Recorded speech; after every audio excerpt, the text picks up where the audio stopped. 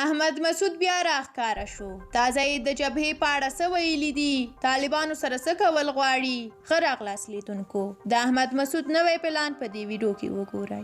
د ملي مقاومت جبهې مشر احمد مسعود ویلي دي دا جبهه د یو ټولګډونه دولت د جوړېدو غوښتونکې ده چې د خلکو د ارادې پر بنسټ او له قانوني لارې رامنځته شوې وي. د مقاومت جبهې د سې شنبې په ورځ د اتلې پر شلمه د یوې خبرپاڼې په خپرولو ویلي دي چې دا جبهه د خلکو د ارادې او رایو پر بنسټ رښتینی ټولګډونه حکومت د جوړېدو غوښتونکې ده او د نړۍ د هیوادونو له لوري د طالبانو د حکومت په رسمیت د نه پیژندلو له دریځه هرکلی کوي چې په افغانستان کې د یو ټول شموله حکومت پر جوړېدو ټینګار کوي او تمه لري چې دا پالیسۍ په کلکه دوام وکړي.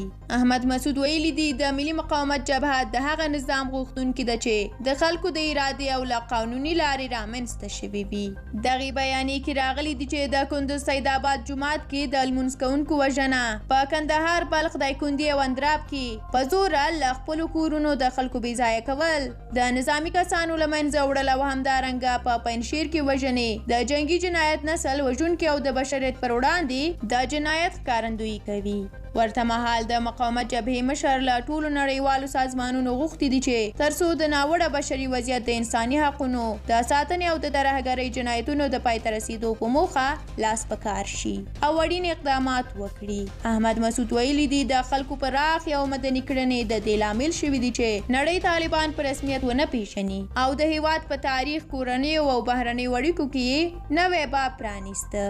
نوموړي زیاته کړې ده چې د ملي روغې جوړې تر چتر لاندې له طالبانو سره د مذاکراتو په درشل کې د پټو هوکړو سربیره او د اشرف غني له لوري د حکومت سپارل چې د ملي خیانت ښکارندویي کوي د نظام د پاشل کېدو او د خلکو د لاسته راوړنو د له منځه تلو لامل شول. مسعود زیاته کړې ده د مقاومت جبهه هڅه کوي چې د هیواد د مشرق خوندي کولو سره په نړۍ کې د افغانستان ځای قوي کړي او د هیواد د اشخاصو، سیاسي او جهادي مشرانو او د افغانستان د اسلامي جمهوریت مشهورو شخصیتونو سره په نږدې همکارۍ کې د کړکېچ د کنټرول لپاره اړین اقدامات تر لاس لاندې لري.